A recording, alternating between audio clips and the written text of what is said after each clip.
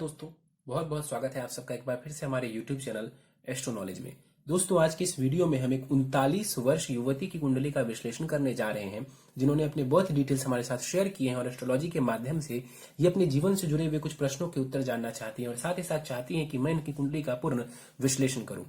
आगे बढ़ने से पहले दोस्तों, हर बार की तरह आप सबसे निवेदन है, यदि अभी तक आपने हमारे YouTube चैनल एस्ट्रो नॉलेज को सब्सक्राइब नहीं किया है तो आप प्लीज इसे सब्सक्राइब कर दें और बेल आइकन को दबाना ना भूलें। साथ ही साथ दोस्तों, यदि आप सब भी इसी प्रकार अपनी कुंडली का विश्लेषण करवाना चाहते हैं या फिर मुझसे संपर्क करना चाहते हैं तो स्क्रीन के ऊपर फ्लैश हो रहे व्हाट्सएप नंबर के ऊपर आप मुझसे संपर्क कर सकते हैं और ज्यादा जानकारी के लिए आप नीचे डिस्क्रिप्शन बॉक्स को भी चेक कर सकते हैं। वापस आते हैं इस विश्लेषण के वीडियो के ऊपर और सबसे पहले मैं आप सबों के समक्ष इनके बर्थ डिटेल्स को रख देता हूं। इनका जो जन्म हुआ है वो हुआ है 18 सितंबर 1981 को। जन्म का समय है 10:10 रात के समय और जन्म का स्थान है हरियाणा। प्रश्नों की बात की जाए तो इन्होंने पूछा है कि सरकारी नौकरी लगने के योग कैसे नजर आते हैं। इनका विवाह हुआ था 2009 में। कहती हैं कि ससुराल पक्ष वालों का साथ नहीं मिलता है, पति बहुत अच्छे हैं लेकिन ससुराल वालों का साथ नहीं है। घर बनाने के बारे में जानना चाहती हैं, ससुराल पक्ष की तरफ से संपत्ति के बारे में जानना चाहती हैं, करियर को लेकर के, स्वास्थ्य को लेकर के और बच्चों को लेकर के इन्होंने कुछ प्रश्न पूछे हैं। तो इनके प्रश्नों को हम आखिर में लेंगे एक एक करके, लेकिन सबसे पहले इनकी लग्न कुंडली को देखते हैं जो कि हमारे समक्ष है।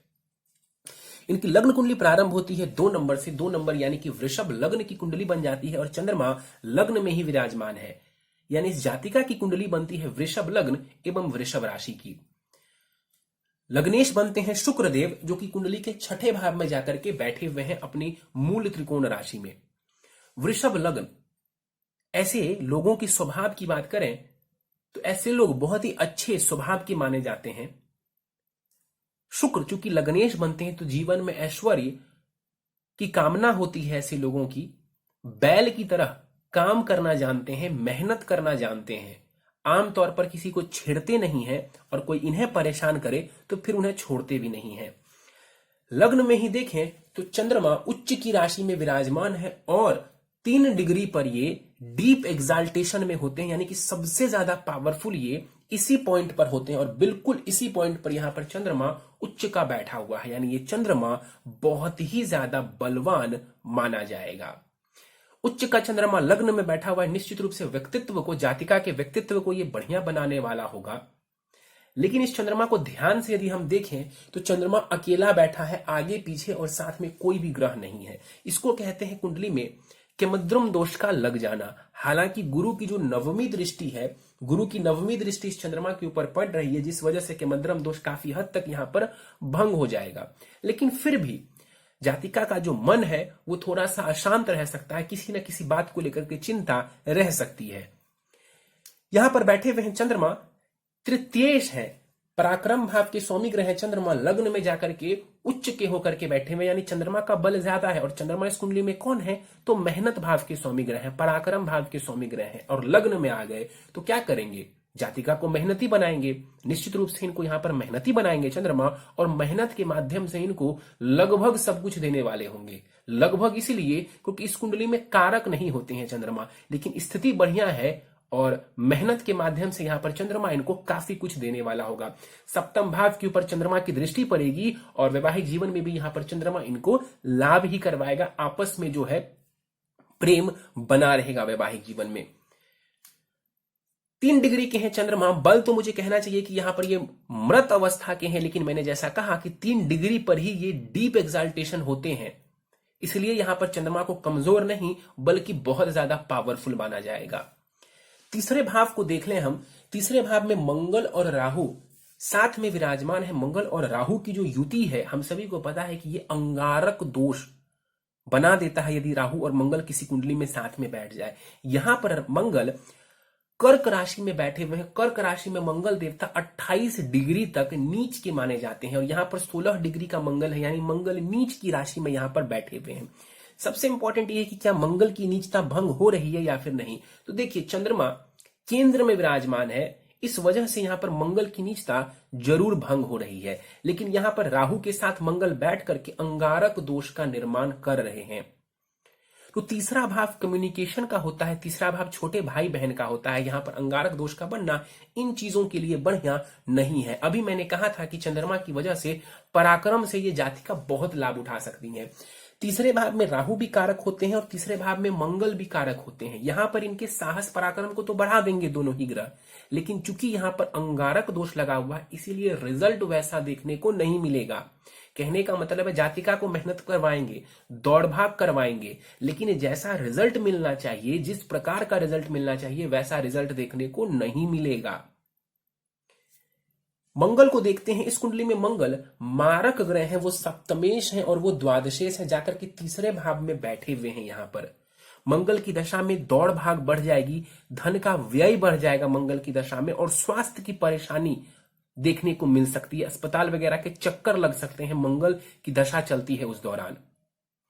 यहां पर बैठ करके मंगल छठे भाव को देखेंगे, चोट चपेट का योग बन जाता है। मंगल की दृष्टि नवम भाव भाग्य भाव के ऊपर पड़ेगी। खूब मेहनत के बाद मंगल जाकर के लाभ देंगे भाग्य संबंधित। क्यों? क्योंकि मारक हैं ये। और कुंडली के दसम भाव के ऊपर भी मंगल की दृष्टि पड़ रही है, कर्म स्थान को मंगल देखेंगे, तो मेहनत के माध्यम से ही यहां पर करियर में भी लाभ देंगे मंगल। लेकिन वही वाली बात कि मारक ग्रह हैं तो खूब मेहनत करवाएंगे, तब जाकर के थोड़ा बहुत यहां पर रिजल्ट देंगे। राहु को देख ले, 6 डिग्री का राहु यहां पर बैठा हुआ है, 25% बलाबल के साथ राहु देव यहां पर बैठे हुए हैं। तीसरे भाव में मैंने कई बार कहा है कि राहु कारक हो जाते हैं, यहां पर भी राहु कारक हो जाएंगे, लेकिन चूंकि अंगारक दोष बना हुआ है इस वजह से रिजल्ट बहुत बढ़िया नहीं मिलेगा। राहु चंद्रमा की राशि में बैठे हुए हैं, चंद्रमा उच्च का बैठा हुआ है, तो ये भी एक प्लस पॉइंट बनता है। तो यहां पर ये जातिका को इंडिपेंडेंट बनाने वाला होगा। यदि ये चाहें तो इंडिपेंडेंट यानी अपने दम पर ये लाइफ में बहुत कुछ कर सकती हैं, और राहु इनको यहां पर मदद करेगा।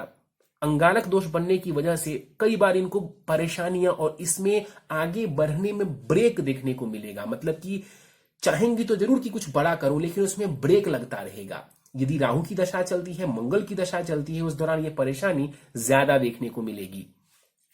यहां पर से राहु दृष्टि डालेंगे कुंडली के सप्तम भाव के ऊपर, वैवाहिक जीवन में थोड़ी परेशानी देखने को मिल सकती है किसी बात को लेकर के। राहु की दृष्टि पड़ेगी कुंडली के नवम भाव के ऊपर, यहां पर भाग्य में उतार चढ़ाव, और लाभ स्थान के ऊपर राहु की दृष्टि पड़ेगी तो लाभ में भी उतार चढ़ाव, और मेहनत खूब करवाएंगे तब जाकर के ये राहु लाभ देने वाले होंगे। तो कारक हो जाते हैं, तो कारकत्व की वजह से इंडिपेंडेंट नेचर, मेहनती बनाएंगे इनको, लेकिन जो दोष बन रहा है इस वजह से बहुत शुभ प्रभाव देखने को नहीं मिल पाएगा।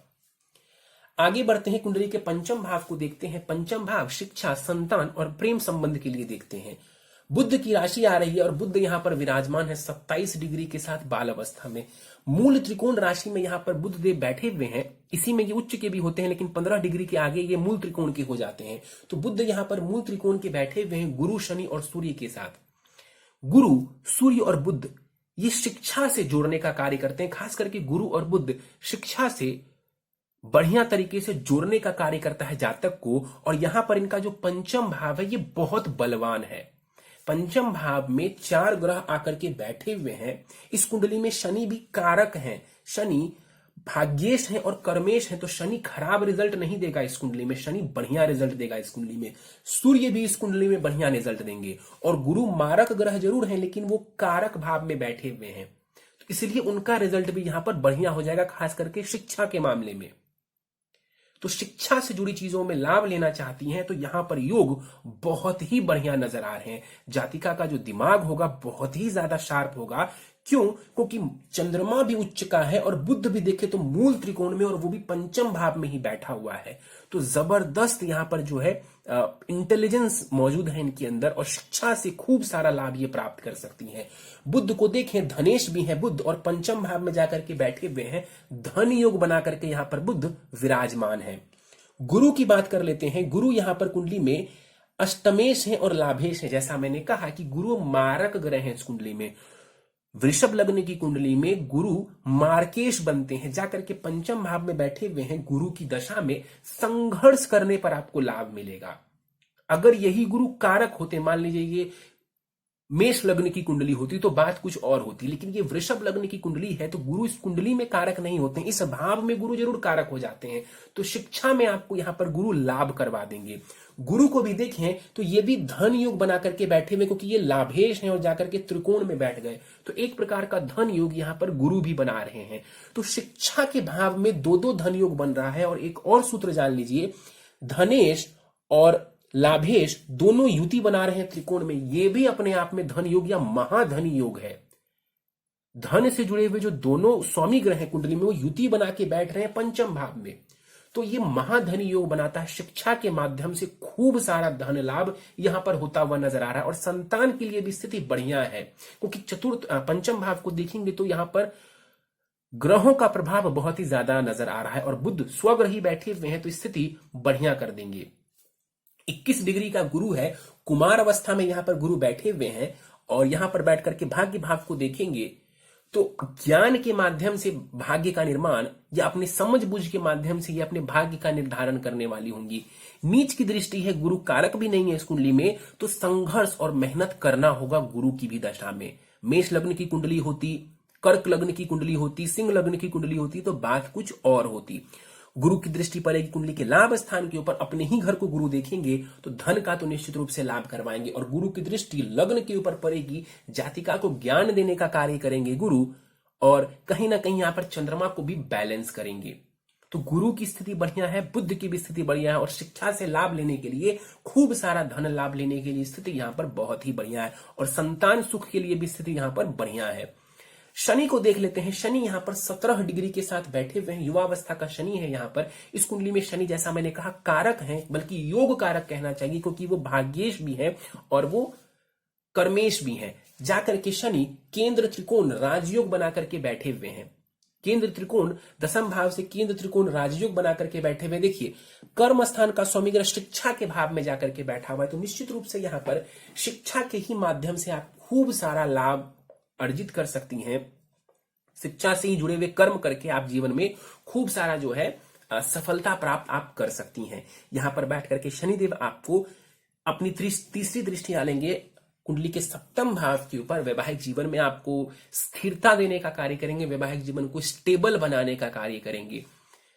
लाभ स्थान के ऊपर शनि की दृष्टि एक स्टेबल धन के लिए शनि यहां पर काम करेंगे, कि जब आप मेहनत करेंगी तो एक स्टेबल धन देने का कार्य करेंगे। और जैसे जैसे समय बीतता जाएगा, जैसे जैसे आपकी उम्र बीतती जाएगी, शनि का लाभ होना मिलना और ज्यादा बढ़ता चला जाएगा, क्योंकि शनि देर से देता है। शनि की 10वीं दृष्टि पड़ेगी द्वितीय भाव के ऊपर, और यहां पर शनि धन के लिए भी लाभ देने वाले होंगे आपको। फिर से समझिए कि शनि इस कुंडली में बढ़िया है, तो वो धन भाव के ऊपर दृष्टि डाल करके लाभ देंगे, धन का लाभ देंगे।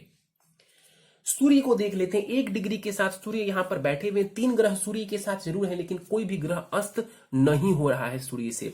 सूर्य और शनि जब भी साथ में बैठ जाते हैं तो मैं कहता हूं कि ये स्थिति बहुत बढ़िया नहीं होती है, खास करके पिता के साथ संबंधों के लिए या पिता से जुड़े लाभ के लिए, और दूसरा आपके कॉन्फिडेंस के लिए। तो यहां पर कॉन्फिडेंस को ये थोड़ा कम कर सकता है। और सूर्य यहां पर 1 डिग्री के साथ मृत अवस्था में बैठे हुए हैं, तो इस वजह से थोड़ी सी परेशानी देखने को मिल सकती है। आप अपने कॉन्फिडेंस को लूज मत होने दीजिए। सूर्य यहां पर देखें, सुख स्थान के स्वामी ग्रह हैं, जाकर के कुंडली के पंचम भाव में बैठे हुए हैं। ये भी केंद्र त्रिकोण राजयोग बना करके बैठे हुए हैं। बहुत बढ़िया स्थिति है यहां पर। बल्कि एक बात और देखें तो यहां पर सूर्य और बुध का साथ में बैठना, ये भी अपने आप में एक राजयोग है, क्योंकि एक केंद्र का स्वामी है, दूसरा त्रिकोण का स्वामी है। त्रिकोण में सूर्य और बुध की युति हुई, हालांकि दोनों के बीच में डिस्टेंस बहुत ही ज्यादा है, बुधादित्य योग इसको कहते हैं, लेकिन 26 डिग्री का अंतर है, इस वजह से बहुत ज्यादा प्रभावी नहीं होगा। लेकिन फिर भी यहां पर जो 4 ग्रह बैठे हुए हैं, मुख्य रूप से शिक्षा, संतान, इन दोनों ही चीजों में आपको सफलता दिलवाने वाले होंगे। कहने का मतलब है इन दोनों ही चीजों में आपकी स्थिति बढ़िया नजर आ रही है।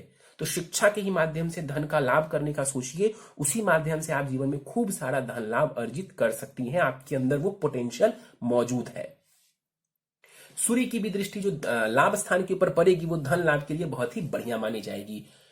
शुक्र को देखते हैं। 13 डिग्री के साथ युवावस्था में शुक्र यहां पर बैठे हुए हैं। लग्नेश जाकर के 6ठे भाव में बैठ जाता है, तो मैं बार बार कहता हूं कि ये अवयोग है, ये दुर्योग है, इसको बहुत अच्छा हम नहीं कह सकते हैं। लेकिन दूसरी बात ये भी यहां पर दिखती है कि जो शुक्र है वो स्वग्रही है, जो शुक्र है वो स्वग्रही है, इस वजह से यहां पर शुक्र को बहुत ज्यादा नुकसान नहीं होगा। लेकिन लग्न से देखें तो षडाष्टक दोष बन जाएगा। तो अपने स्वास्थ्य का आप ध्यान रखेंगी, अपने स्वास्थ्य का आप ध्यान रखेंगी, खान पान का, स्वास्थ्य का ध्यान रखेंगी, कोई ज्यादा परेशानी आपको देखने को नहीं मिलेगी शुक्र के छठे भाव में होने की वजह से भी। मंगल की दृष्टि पड़ रही है, इसलिए चोट चपेट का योग लगता रहेगा, बनता रहेगा। और इन्होंने कहा भी है कि पैर से संबंधित इनको परेशानी हुई है, तो वो मंगल की वजह से हो रही है। मंगल की दृष्टि छठे भाव के ऊपर पड़ रही है, लग्नेश जो है शुक्र, उसको भी मंगल देख रहे हैं, तो कहीं ना कहीं चोट चपेट का योग यहां पर बन जाता है। लेकिन शुक्र स्वग्रही है, परेशानियों को काफी हद तक ये कम करने वाले होंगे। शुक्र की दृष्टि खर्च भाव के ऊपर पड़ेगी, तो शुक्र यहां पर से दृष्टि डाल करके विदेश की यात्राएं और धन का व्यय करवाएंगे किसी ना किसी वजह से, चाहे आप अपने ऐश्वर्य के लिए खर्च करें या जिस भी वजह से खर्च करें, लेकिन यहां पर जो शुक्र की दृष्टि 12वें भाव के ऊपर पड़ रही है, ये धन का व्यय करवाने वाला होगा। केतु को देखते हैं, 6 डिग्री के साथ केतु यहां पर विराजमान है कुंडली के भाग्य भाव में। यहां पर केतु बैठे हुए हैं। केतु जब बैठ जाते हैं कुंडली के भाग्य भाव में, तो कहते हैं 49 वर्षों तक ये जो है भाग्योदय करने में परेशानी खड़ी करते हैं या उतार चढ़ाव देते हैं। शनि की राशि में यहां पर केतु बैठे हुए, शनि 36वें वर्ष में और केतु 49वें वर्ष में भाग्योदय करवाता है। तो यहां पर भाग्य आपका विलंब से सपोर्ट करेगा, ये बात बिल्कुल उचित है। कई बार भाग्य संबंधित उतार चढ़ाव भी देखने को मिलेगा, ये बात भी उचित है। शनि की प्लेसमेंट चूंकि बढ़िया है, तो केतु देर सवेर ही सही आपके भाग्य का ताला जरूर खुलेगा और आपको लाभ भी देखने को मिल जाएगा। केतु की दृष्टि लग्न के ऊपर पड़ेगी, चंद्रमा को देखेंगे, लग्न को देखेंगे तो स्वास्थ्य की परेशानी देंगे केतु, और चंद्रमा को देखेंगे तो थोड़ी टेंशन भी आपको देने वाले होंगे। पंचम भाव के ऊपर केतु की दृष्टि पड़ेगी, तो केतु की दशा वगैरह चलती है, तो उस दौरान संतान संबंधित चिंता आपको रह सकती है। हो सकता है बेफिजूल की चिंता हो, लेकिन उस दौरान हो सकता है आपकी चिंता बढ़ जाए। तीसरे भाव के ऊपर केतु की दृष्टि पड़ेगी, दौड़ भाग को ये बढ़ाने वाले होंगे। बलाबल वही करीब 25% के आसपास इनके पास भी मौजूद है, ये भी मृत अवस्था के आसपास यहां पर बैठे हुए हैं। आपके दशाओं के ऊपर हम चलते हैं। दशाओं की बात कर ली जाए तो यहां पर गुरु की दशा चल रही है। गुरु की दशा 3 जुलाई 2035 तक रहने वाली, यानी गुरु की दशा अभी आपको प्रारंभ ही हुई है और गुरु की दशा में गुरु की ही अंतरदशा आपको चल रही है, जो कि 20 अगस्त 2021 तक रहेगा। 20 अगस्त 2021 के बाद कहीं ना कहीं आपको ज्यादा लाभ देखने को मिल जाएगा जब शनि की अंतरदशा आपको आएगी। एक बात आपको और बता दूं, कुंडली के चतुर्थ भाव को यदि हम ध्यान से देखें तो एक तरफ राहु और मंगल है, दूसरी तरफ सूर्य और शनि है। अब आप कहेंगे गुरु और बुध भी हैं, उसको हम नहीं मानेंगे क्योंकि इस तरफ कोई शुभ ग्रह नहीं है। बीच में आ जाता है आपकी कुंडली का चतुर्थ भाव, जिसको लग रहा है यहां पर पाप कर्तरी। फोर्थ हाउस को हम सुखों के लिए देखते हैं, प्रॉपर्टी के लिए देखते हैं, लैंड के लिए देखते हैं। तो यहां पर जो पाप कर्तरी लगा हुआ, इस वजह से सुखों में थोड़ी कमी, प्रॉपर्टी संबंधित थोड़ी परेशानी या प्रॉपर्टी बनाने में विलंब देखने को मिल सकती है आपको। प्रश्नों को लेते हैं। सरकारी नौकरी के योग के बारे में जानना चाहती हैं। देखिए, केतु की दृष्टि पड़ रही है सूर्य के ऊपर, शनि साथ में बैठे हुए हैं और 1 डिग्री का सूर्य मृत अवस्था में यहां पर बैठा हुआ है। सरकारी नौकरी के ही इंतजार में आप मत रहिए। मैं ये नहीं कहता हूं कि आपकी सरकारी नौकरी नहीं लग सकती है, लेकिन सरकारी नौकरी के ही इंतजार में आप मत रहिए, क्योंकि सूर्य की स्थिति बहुत बढ़िया यहां पर नहीं कही जाएगी। इसके बाद ये जानना चाहती हैं कि फिर भी आप जॉब करना चाहती हैं, आप बेहतर जॉब की तलाश में हैं, तो गुरु में शनि की जो अंतरदशा आ रही है अगले वर्ष अगस्त से 20 अगस्त 2021 से, वहां से आपको कहीं ना कहीं कुछ ना कुछ नया करने को मिल जाएगा।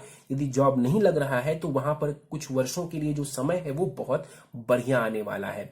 अगले वर्ष नवंबर से जो समय है 1 वर्ष के लिए आपको बहुत बढ़िया आएगा, जब आप जीवन में कुछ बड़ा कर सकती हैं, क्योंकि उस दौरान आपको दशा, अंतरदशा और गोचर तीनों ही पूर्ण रूप से सपोर्ट कर रहे होंगे। तो 2021 और 22 का समय आपके करियर के लिए बहुत ही निर्णायक साबित होगा, खास करके अगस्त 2021 के बाद का समय। विवाह के बाद कहती हैं कि ससुराल वालों का सहयोग नहीं मिल पा रहा है। देखिए, ससुराल पक्ष को कुंडली के हम अष्टम भाव से देखते हैं, यहां पर कोई खास परेशानी नजर नहीं आ रही है। हाँ, नवमांश कुंडली में वहां पर मंगल देवता जाकर के बैठे हुए हैं, तो ससुराल पक्ष के साथ अनबन और मतभेद देखने को मिल सकता है। और वहीं चतुर्थ भाव में यहां पर मैंने कहा कि पाप कर्तरी लगा हुआ है, जिस वजह से प्रॉपर्टी संबंधित परेशानी, सुखों में कमी देखने को मिल सकती है। नवमांश कुंडली में आपके चतुर्थ भाव में यहां पर जो है राहु देव बैठे हुए हैं। इस वजह से दोनों ही कुंडली में, नवमांश में और लग्न में, चतुर्थ भाव आपका वीक हो गया। और इस कुंडली में तो खैर अष्टम भाव आपका कोई खास कमजोर नजर नहीं आ रहा, लेकिन नवमांश में वहां पर मंगल देव बैठे हुए हैं। इस वजह से थोड़ी परेशानी आपको देखने को मिल रही है ससुराल पक्ष वालों से।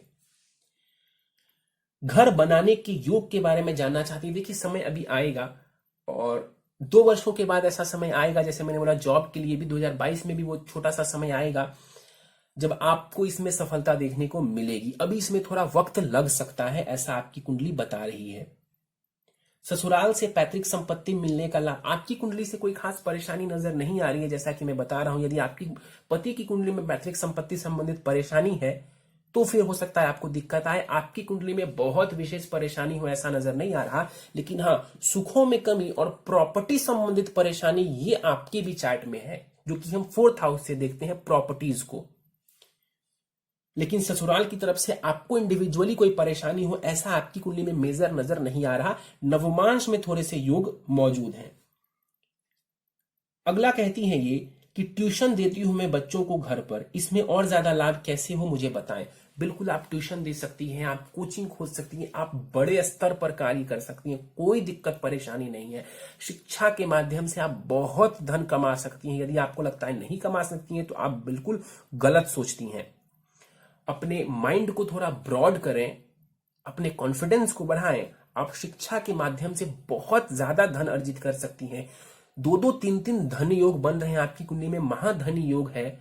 खूब सारा धन लाभ आप कमा सकती हैं, इसमें कहीं कोई दो राय नहीं है। मैं ऐसा नहीं कह रहा हूं, ऐसा आपकी कुंडली कह रही है। तो धन को लिहाज से यदि आप चाह रही हैं तो मैं कहता हूं खुल के काम करें, ब्रॉड माइंड से काम करें। आप शिक्षा के ही क्षेत्र में जो है झंडा गाड़ सकती हैं। आपको किसी की जरूरत नहीं है कि वो आपको सहयोग करे अथवा ना करे। आप खुद से मेहनत करके जो है शिक्षा के माध्यम से शिक्षा के क्षेत्र में बहुत ज्यादा धन लाभ अर्जित कर सकती हैं। उपाय आखिर में बता दूंगा, उन्हीं उपायों से आपको हर क्षेत्र में लाभ मिलेगा। स्वास्थ्य अच्छा नहीं रहता है, मैंने आपको कहा लग्नेश जाकर की कुंडली के 6ठे भाव में बैठे हुए और उसके ऊपर मंगल की दृष्टि पड़ रही है। इस कुंडली में मंगल कौन है तो मारक ग्रह है। राहु और मंगल की दशा जब जब आएगी परेशानी बढ़ जाएगी। और अभी आपको गुरु की दशा है, और गुरु भी क्या है तो मारक ग्रह है। और ध्यान दीजिए, गुरु से पहले आपको 18 वर्ष राहु की दशा चली और उससे भी पहले आपको करीब जो 7 वर्ष मंगल की ही दशा चली। तो मंगल, राहु, फिर गुरु, तीनों ही देखा जाए इस कुंडली में तो स्वास्थ्य के लिहाज से तो बिल्कुल भी बढ़िया नहीं है। मंगल मारक ग्रह, राहु यहां पर मंगल के साथ अंगारक दोष में, और गुरु जो अभी आए हैं ये भी मार्केश है कुंडली में। तो कुंडली में ऐसा नहीं है कि कोई विशेष स्वास्थ्य की परेशानी हो। मैंने कहा कि शुक्र 6ठे में जरूर है, लेकिन वो स्वग्रही है तो कोई ज्यादा टेंशन की जरूरत नहीं है। लेकिन चूंकि दशा मारक ग्रहों की चल रही है, दशा पापी ग्रहों की चल रही है, इसीलिए कोई ना कोई परेशानी आपको लगी हुई रहती है। उसके भी उपाय मैं आपको आखिर में बता दूंगा। कहती है कि दाहिने पैर का मेरा कई बार एक्सीडेंट हुआ है। देखिए, तीसरे भाव में जो राहु और मंगल की युति हो रही है, अंगारक दोष, इसमें से जो मंगल है वो कुंडली के 6ठे भाव को प्रभावित कर रहा है। तो चोट चपेट यहां से नजर आ रहा है। ठीक है, पैर में ही चोट लगा, इसको जानने के लिए मैंने त्रिमशांसा चार्ट, D30 चार्ट होता है, यह डिविजनल चार्ट होता है।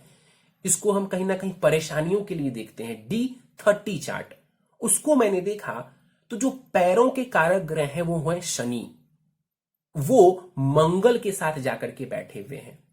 पैरों के जो कारक ग्रह होते हैं कुंडली में वो होते हैं शनिदेव, वो मंगल के साथ जाकर के बैठे हुए हैं। इस वजह से पैरों से जुड़ी हुई जो परेशानी आप कह रही हैं वो साफ साफ आपकी कुंडली में नजर आ रहा है।